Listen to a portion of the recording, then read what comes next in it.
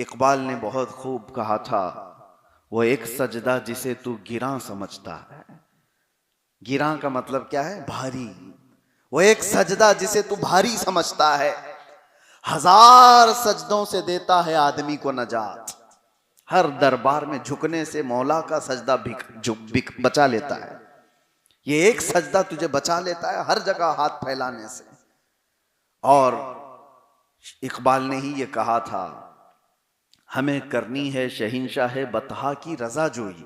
वो अपने हो गए तो रहमत परवरदिगार अपनी। जिसको राजी करने के लिए भेजा गया है उसको राजी कर लो ना। कभी इसके पीछे कभी उसके पीछे। आज लोगों के चेहरे बदलते हुए हम देखते हैं, मौसम के बदलते ही उनके ख्यालात भी बदले। आज ये पार्टी हुकूमत पर बैठी हुई है तो इनकी रजा में बात करो, इनके कसीदे पढ़ो। कल ये निकल गए तो दूसरे के लिए, और फिर वो निकल गए तो तीसरे के लिए। लेकिन एक बात याद रखना कि पहली वाली भी तुमसे नाराज है, दूसरी भी नाराज है, हो सकता है तीसरी का वक्त खत्म होते वो भी नाराज है। तुम अपनी जिंदगी के अच्छे अयाम उनकी तारीफ किए, लेकिन उनके जाने के बाद वो नाराज ही रहे। लेकिन मैं आपको बताता हूं, कयामत का मंजर है। तुम यहां पर 10-10 साल हुकूमतों की चापलूसी करते रहे, किस वजह से? सिर्फ उनका पावर, उनकी ताकत और उनका नशा देख करके। और उनके जाने के बाद फिर दूसरे की तारीफ करते रहे। और ये पहले वालों ने याद भी नहीं रखा तुमको कि कब तारीफ किए थे तुमने, भूल गए, छोड़ दिया गया। नेता के लिए जितनी मेहनत किए हुए बेचारे गली गली जा करके, वो जब कुर्सी पर आए तो कार्यकर्ताओं को भूल गए। भाई कुर्सी हमारी है, तुम्हारा क्या है? तो दरवाजे तक जाने का मौका भी नहीं मिलता बेचारा, जो दिन रात इलेक्शन में भाग रहा था।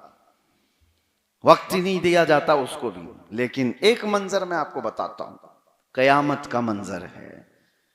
परेशान आदमी है, आया और उसके नामे अमाल तोले जा रहे थे। फरिश्ते गजब में हैं। फरिश्ते जरा बराबर इधर से उधर नहीं कर सकते, जितना उनको हुक्म दिया गया वो कर रहे हैं। जब नामे अमाल तोला जा रहा है तो बुराइयों का पल्ला भारी था। ऐलान होने वाला था, फला बिन फला जहन्नम में जाएगा, औंधे मुंह खींचा हुआ। उसी वक्त ताजदार मदीना सल्लल्लाहु अलैहि वसल्लम तशरीफ लाते हैं। फरिश्तों से कहते हैं, रुक जाओ, उसका फिर से तोलो, इसके अमाल फिर से तोलो। फरिश्तों को हुक्म हुआ, रसूल कायनात सल्लल्लाहु अलैहि वसल्लम, उन्होंने फिर से उसके अमाल रखे, नेकियां एक पल्ले में, बुराइयां एक पल्ले में। और जैसे ही मीज़ान अमल को फरिश्तों ने उठाया तोलने के लिए, मुस्तफ़ा करीम सल्लल्लाहु अलैहि वसल्लम अपने जुब्बे मुबारका से एक चिट्ठी निकाल करके उसकी नेकियों के पल्ले में रख देते हैं। और फरमाया गया, अचानक वो नेकियों का पल्ला इतना भारी हो गया, इतना भारी हो गया कि बुराइयों का पल्ला दिखाई नहीं। फरिश्तों ने ऐलान किया, फला बिन फला नेकियों के भारी होने पर जन्नत की बशारत दी जा रही है। अब वो आया, कदमों में गिरा, कहा रसूल पाक सल्लल्लाहु अलैहि वसल्लम से, क्या ऐसी चीज थी जो मेरी इस नामे अमाल पर रख दी गई?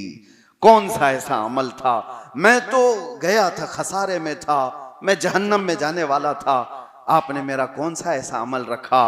हुजूर अकरम सल्लल्लाहु अलैहि वसल्लम फरमाते हैं, याद है एक रात ऐसी थी जब लोग सो रहे थे और तन्हाई में तू मुझे याद कर एक बार दुरूद पढ़ा था। मुझे याद करके तूने दुरूद पढ़ा था, वो मैंने महफूज रखा था। इसका ये सच्चा दुरूद है, बस वो एक दुरूद मैंने यहां पर रखा और तेरी बख्शिश का जरिया बन गया। ये है उनको राजी करने का असर, जिसको राजी करने के लिए हमें दुनिया में भेजा गया। तुमने उनको राजी किया तो वो कयामत के दिन भी तुम्हें फरामोश नहीं करते। ये नहीं कि आज रसूल करीम सल्लल्लाहु अलैहि वसल्लम का उस दिन हाल क्या होगा। अर्श हक है मसनद रिफात रसूलुल्लाह की, देखनी है हश्र में इज्जत रसूलुल्लाह की। वो जहन्नम में गया जो उनसे मुस्तगनी हुआ, है खलीलुल्लाह को हाजत रसूलुल्लाह की। उस दिन तो मेरे आका का मामला ये होगा, खलीलो नजी मसीहो सफी सभी से कहीं न बनी, ये बेखबरी की खल्क फिरी कहां से कहां तुम्हारे लिए। मुस्तफ़ा करीम सल्लल्लाहु अलैहि वसल्लम की इज्जतों का हाल तो क़यामत के दिन वो होगा कि हर कोई आपकी शान और आपकी रिफात के चर्चे बोल रहा होगा, हर नबी कह रहा होगा इज़हबू इला गैरी, मगर सिर्फ मेरे नबी के लबों पर होगा अना लहा, मैं तुम्हारी सिफारिश के लिए हूं, मैं तुम्हारी शफाअत करूंगा। उस रसूल पाक सल्लल्लाहु अलैहि वसल्लम की बुलंदी और ऊंचाई को कौन अंदाजा कर सकता है।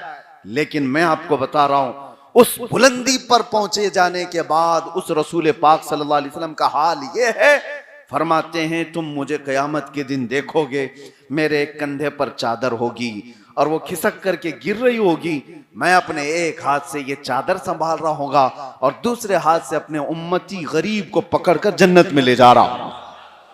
जो न भूला हम गरीबों को रजा, याद उसकी अपनी आदत कीजिए।